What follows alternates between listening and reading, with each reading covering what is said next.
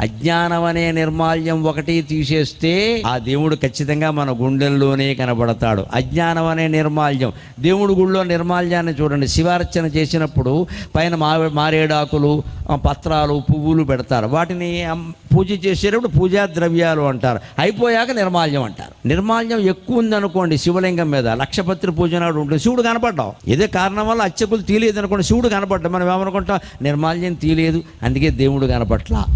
గుళ్ళో నిర్మాల్యం తీయకపోతే గుళ్ళో శివుడు కనపడ్డు. నీ గుండెల్లో నిర్మాల్యం తీయకపోతే గుండెల్లో శివుడు కూడా కనపడ్డాయి. గుండెల్లో నిర్మాల్యం అంటే, నిర్మాల్యానికి అర్థం ఏమిటి? నిన్నటి పూజా ద్రవ్యాలు.